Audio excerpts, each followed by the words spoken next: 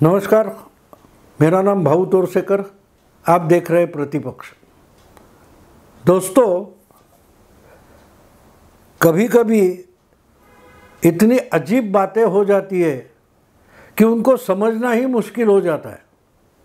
अब आपको मालूम है कि पिछले जून 2023 में बीजेपी और मोदी को लोकसभा चुनाव में परास्त करने के लिए एक बड़ी 28 पार्टियों की अलायंस बनाई गई, महागठबंधन बनाया गया। उसकी हालत क्या है आज उस पर मुझे बात नहीं करनी है, बार बार इसके बारे में मैंने कहा है। लेकिन आहिस्ते आहिस्ते ये जो बीजेपी को हराना चाहते हैं उनको ही बीजेपी बड़ी भारी ताकत से जीतेगी, ऐसा कॉन्फिडेंस इकट्ठा होने लगा। जितना कॉन्फिडेंस 400 पार का बीजेपी के पास नहीं है, उतना कॉन्फिडेंस बीजेपी के सक्सेस के लिए उनके विरोधियों में दिखाई देने लगा है। कल आपको याद होगा 2 तारीख को जब पार्लियामेंट में और राज्यसभा में विरोधी नेता मल्लिकार्जुन खड़गे बात कर रहे थे तो उनके मुंह से ऐसी बात निकल गई कि वो ही खुद डिफेंड नहीं कर पाए। अबे 400 पार हो गया बीजेपी का 400 पार, तो उसका मजाक उड़ाया गया, उस पर चर्चा भी हो गई। लेकिन ये निकला तो क्यों निकला ये भी सोचना जरूरी है।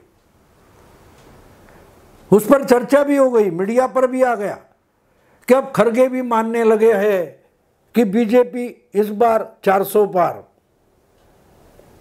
उसकी मजाक अलग रखो, मजाक बाजू में रखो और सोचो जरा कि क्या गलत है, क्या सही है।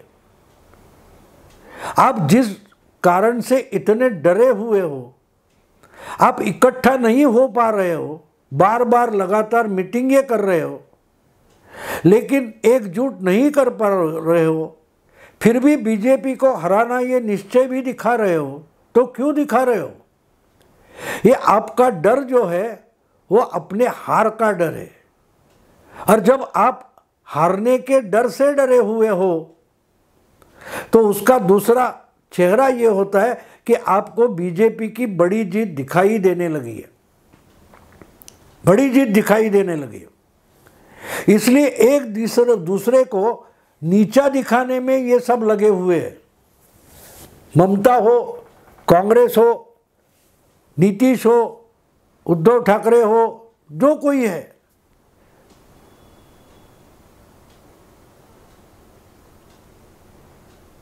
खड़गे की जो बात आ गई तो उसमें जुड़ने वाली और एक बात बंगाल में ममता दीदी ने कही है। ममता दीदी ने कहा कि कांग्रेस को इतना अहंकार है ही क्यों, आपकी औकात क्या है। बंगाल में 42 सीटें हैं, उसमें से 2 सीटें कांग्रेस के पास है, सिर्फ 2 सीटें। बिहार में 40 सीटें हैं, उसमें से 1 सीट कांग्रेस लास्ट टाइम जीत पाई। उत्तर प्रदेश में 80 सीटें हैं लोकसभा की, उसमें सिर्फ 1 रायबरेली की सीट कांग्रेस जीत पाई। यानी 3 राज्यों का हम इकट्ठा कर दे तो 162 सीटें, 162। उसमें से कांग्रेस सिर्फ 4 सीटें जीत पाई है, 4 सीटें। जो कुछ थोड़ा 3-4 सीटें ज़्यादा लाई है वो तो शायद मेरा ख्याल है झारखंड में होगी 2 या 3 सीटें, जो कुछ होगा। मुद्दा ये है कि ऐसी हालत में कांग्रेस बंगाल में हमको 6 सीटें चाहिए, 10 सीटें चाहिए, उत्तर प्रदेश में 16 सीटें चाहिए, बिहार में हमको 8 सीटें चाहिए, ऐसे दावे क्यों कर रही है? एक बात आपको याद होगी, 2020-21 में जब बिहार विधानसभा का चुनाव हुआ था तब नीतीश कुमार एनडीए में थे और लालू प्रसाद यादव और कांग्रेस और बाकी लेफ्ट पार्टीज मिलकर वो चुनाव अपोजिशन ने लड़ा था। तो उसमें कांग्रेस को 70 सीटें दी गई थी। कितनी दी गई थी? कांग्रेस को 70 सीटें दी गई थी। उसमें से 50 सीटें कांग्रेस हार गई विधानसभा की, यानी कि 70 सीटों में हर 7 सीटों में सिर्फ 2 कांग्रेस सीटें जीत पाई। और उसके दूसरी तरफ देखे तो आरजेडी ने, लालू जेल में थे और यंग जवान युवा नेता है तेजस्वी, उसके नेतृत्व में आरजेडी लड़ी थी। फिर भी आरजेडी ने जितनी सीटें लड़ाई उसमें से आधी से ज़्यादा सीटें जीत ली। 60% स्ट्राइक रेट था। तो बाद में इसकी चर्चा हो गई कि अगर कांग्रेस को 70 सीटें नहीं देते, 40 सीटें कम देते, तो उसी वक्त नीतीश कुमार हार जाते और तेजस्वी यादव उसी वक्त मुख्यमंत्री बन जाते। मुद्दा यही है कि कांग्रेस की ताकत नहीं है, औकात नहीं है, फिर भी कांग्रेस को ज़्यादा सीटें चाहिए, यानी कि हारने के लिए सीटें कांग्रेस को चाहिए। और वही बात अब इंडिया अलायंस बनने के बाद बार बार सामने आने लगी है कि कांग्रेस सीटें मांगती है लेकिन लड़ना जानती तक नहीं, और लड़ने की ताकत और औकात भी कांग्रेस के पास नहीं है। और देखिए, खड़गे बोलते हैं कि अब की बार 400 पार, ये खुद बोल गए, उसका मजाक हुआ वो बात छोड़ दो, लेकिन उसी आधार पर या उसी लाइन पर जो बंगाल में ममता दीदी बोली है वो इम्पोर्टेंट है।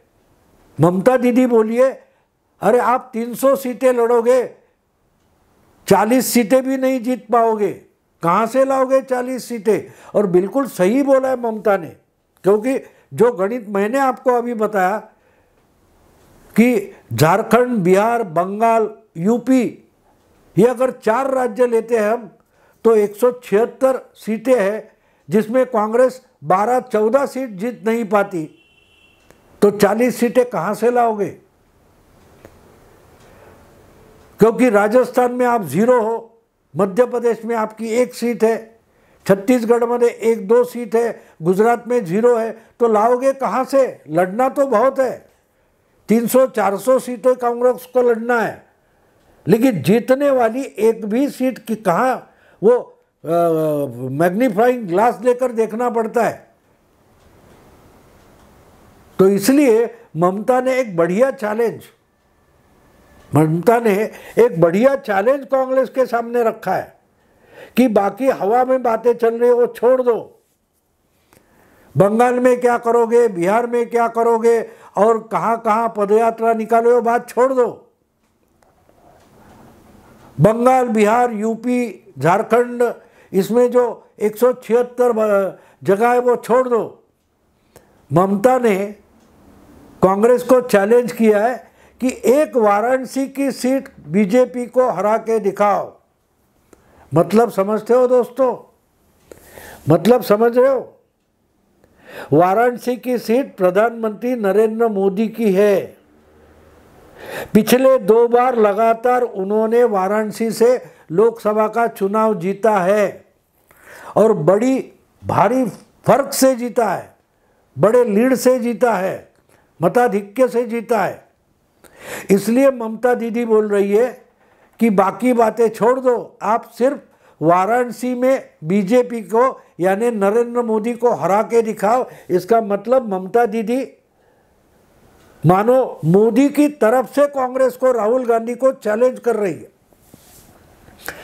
आप इतनी हवा में बातें करते हो, इतनी अहंकार से बात करते हो, इसको हराएंगे, उसको हराएंगे, हमारे पास लहर है, ये है, वो है, तो जाओ मोदी को हरा के दिखाओ। आप यूपी के हो ना, गांधी परिवार हमेशा यूपी से चुनाव लड़ता रहा, यूपी इनकी जागीर है ऐसा माना गया। नेहरू से लेकर राजीव गांधी, सोनिया गांधी तक यूपी गांधी परिवार की जागीर माना गया है। तो ममता दीदी वही तो चैलेंज कर रही है, क्यों बंगाल में सीटें मांग रहे हो? कोई सीटें नहीं मिलेगी आपको, क्योंकि आपकी औकात ही नहीं है। आपके पास कैंडिडेट भी नहीं है, उम्मीदवार भी नहीं है, लड़ने वाला कार्यकर्ता भी नहीं है। अगर लड़ना चाहते हो और लड़ने की हिम्मत अगर आप में है तो जाओ वाराणसी में। वाराणसी में मोदी के सामने खड़े हो जाओ और लड़ो। और ममता दीदी बिल्कुल मजाक नहीं कर रही है, उनको मालूम है कि कांग्रेस की औकात क्या है। आपको याद होगा 2019 का चुनाव चल रहा था, शुरू हो रहा था, और उस वक्त उत्तर प्रदेश के 2 भाग किए गए थे और एक भाग में राहुल गांधी कांग्रेस के अध्यक्ष थे और एक भाग में राहुल गांधी ने प्रियंका वाड्रा को प्रभारी बनाया था।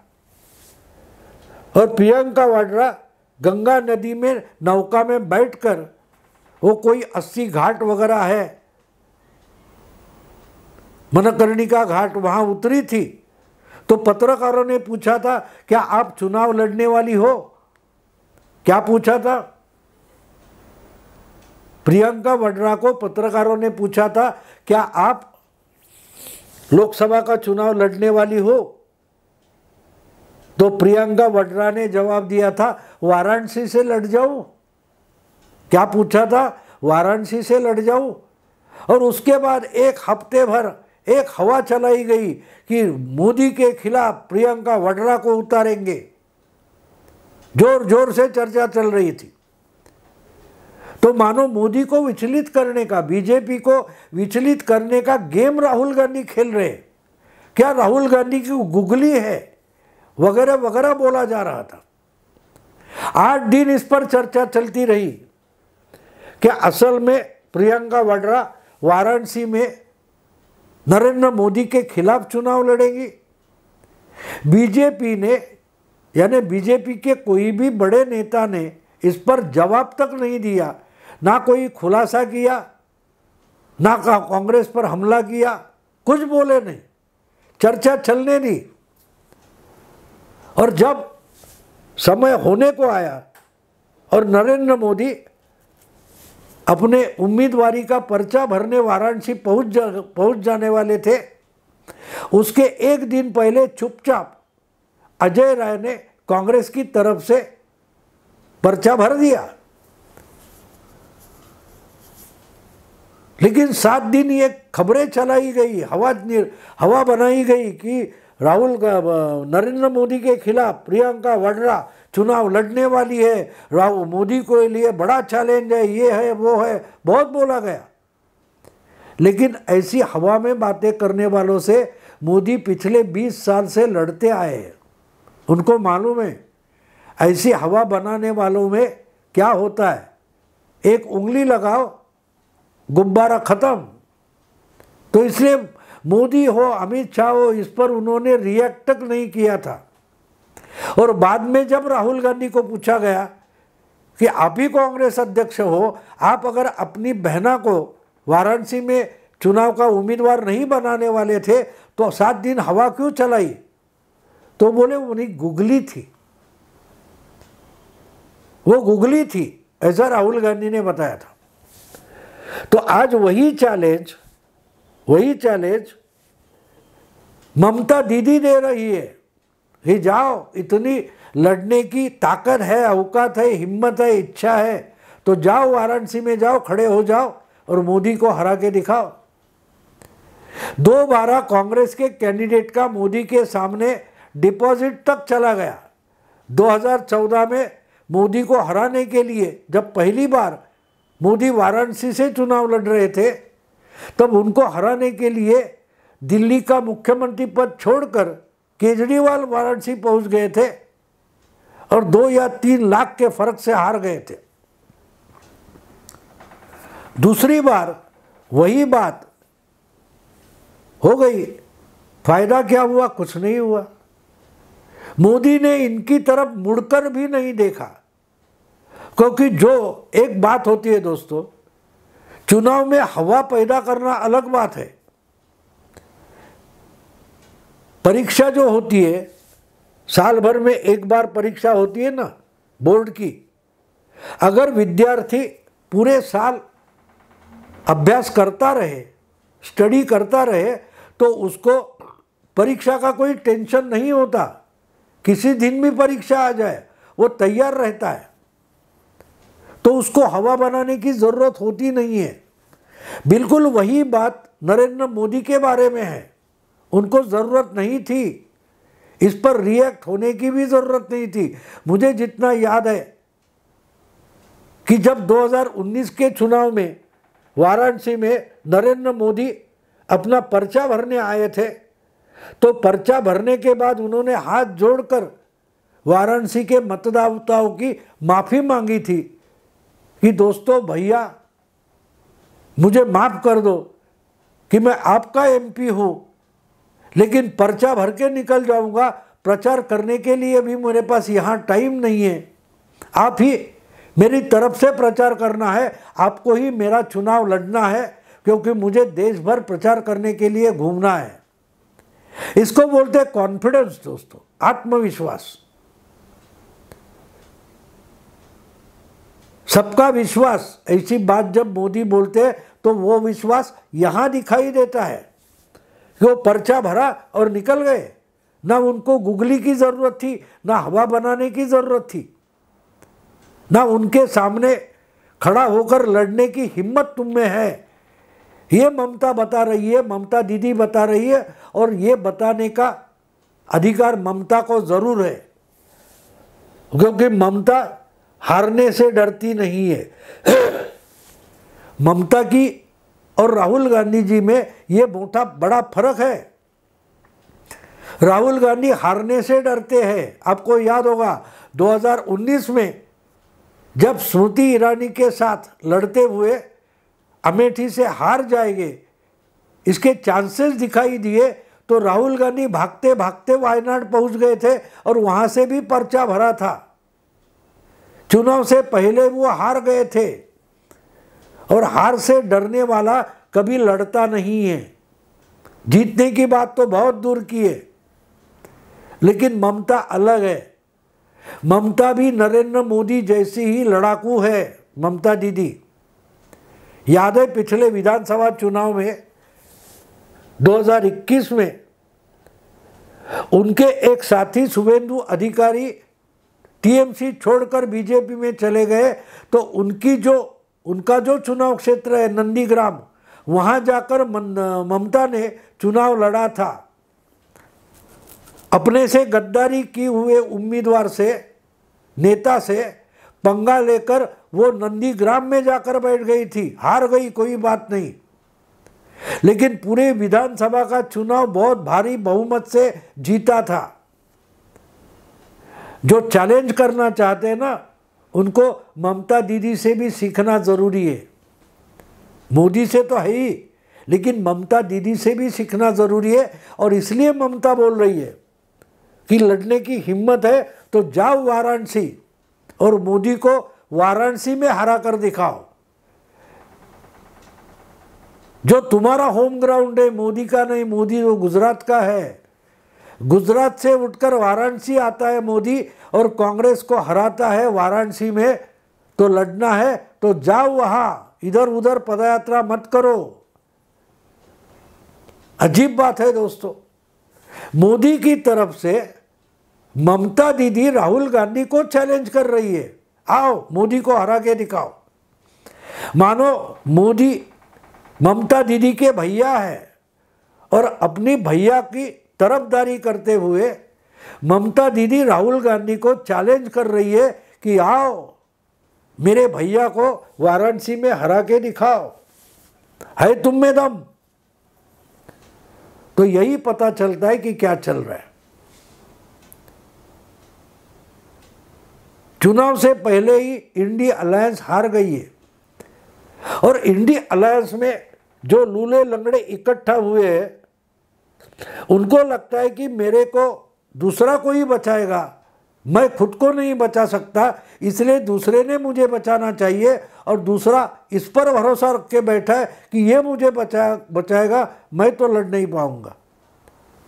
इसलिए जो लड़ने की हिम्मत रखते हैं वो अखिलेश होगा, मायावती होगी या ममता होगी, वो अपनी ताकत पर लड़ने के लिए तैयार हो गए उद्धव ठाकरे शरद पवार में वो हिम्मत नहीं है, वो ताकत नहीं है।